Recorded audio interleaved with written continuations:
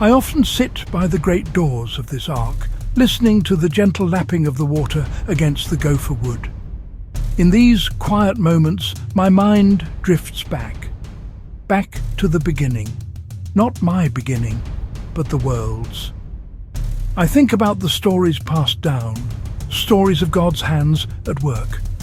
I imagine the fifth day, land, sea, sky. It was waiting for a heartbeat. Then God spoke.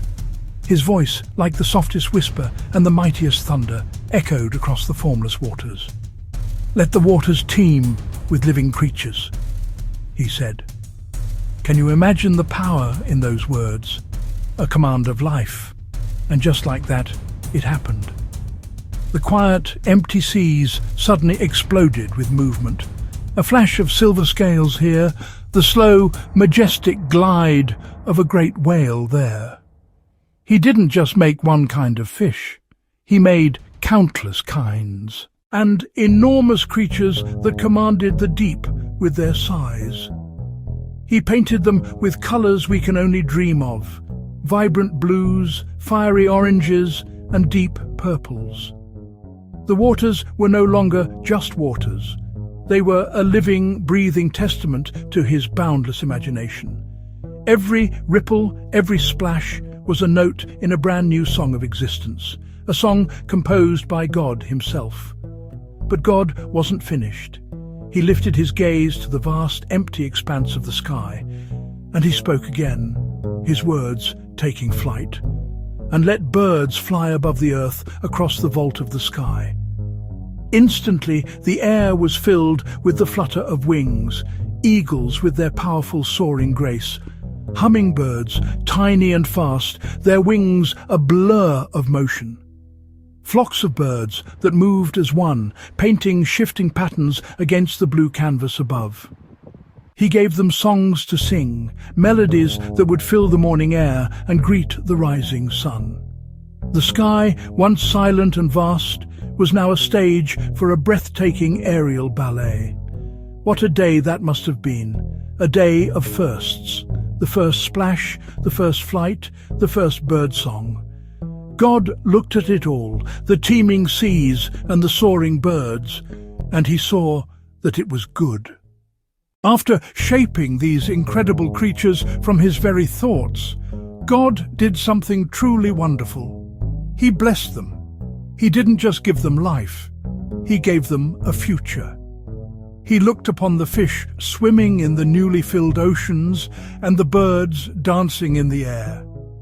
He extended his hand of favor. "Be fruitful, increase in number. Fill the water in the seas," he commanded. It was a promise of abundance, a guarantee that life would not just exist, but flourish. The seas would be home to multitudes beyond counting, a rich tapestry of life hidden beneath the waves. To the birds, the same wonderful blessing. "And let the birds increase on the earth. Forests, mountains, plains, the skies became highways for their migrations." This blessing wasn't a small thing. God shared his creative power, inviting his creations into the continuing story of life.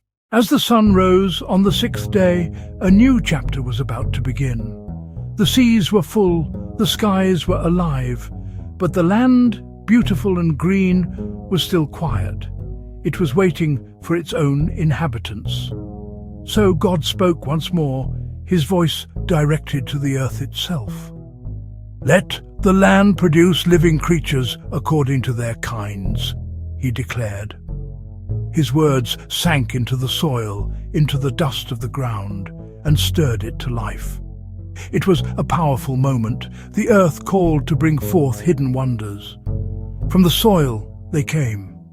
The livestock, gentle creatures for humanity. Sheep with their soft wool. Cattle strong and steady. God formed them with purpose and gentleness. Then came the creatures that crawl. Lizards basking on a warm rock. Turtles moving with slow determination. Each crafted with intricate detail. Tiny masterpieces. Then, in the midst of all this creation, God paused. It was as if all of heaven held its breath for what was to come next. He had filled the seas, he had filled the skies, he had filled the land.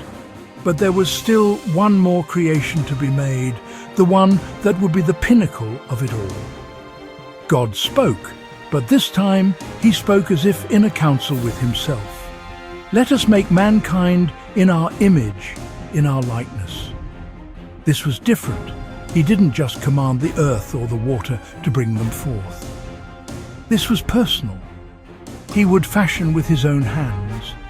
He would breathe into them with his own breath. So he did it. He formed a man from the dust of the ground, the same earth that had produced the animals. But this creation was set apart, and he formed a woman, a companion, and a partner. He made them male and female. But the most incredible part, the part that still makes my heart tremble with awe, is that he made us in his image, a piece of him, a reflection of his character. Love, create, reason, choose. We were made to be like him. This is what makes us so special.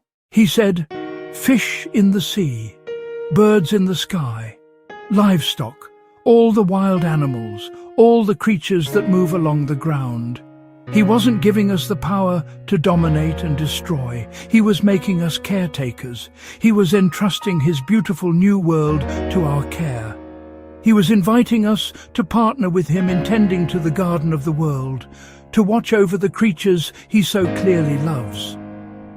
With this great responsibility came another wonderful blessing from God. He looked at the man and the woman, the crown of his creation, and he blessed them. Be fruitful and increase in number. Fill the earth and subdue it, he said. I give you every seed-bearing plant on the face of the whole earth, and every tree that has fruit with seed in it. They will be yours for food. He gave us the goodness of the earth itself for our nourishment. He also provided for all the animals, giving them the green plants to eat. It shows his incredible foresight and his tender care for every living thing. As the sixth day drew to its magnificent close, God looked over everything he had made: the sparkling seas, the bird-filled skies, the animal-rich lands, and the man and woman created in his own likeness. He saw the complete picture, the perfect harmony of it all. And the Bible tells us his final verdict: it was very good. When I look out from this ark at the endless water, I remember that story. I remember that God's heart is for life, for goodness, for beauty.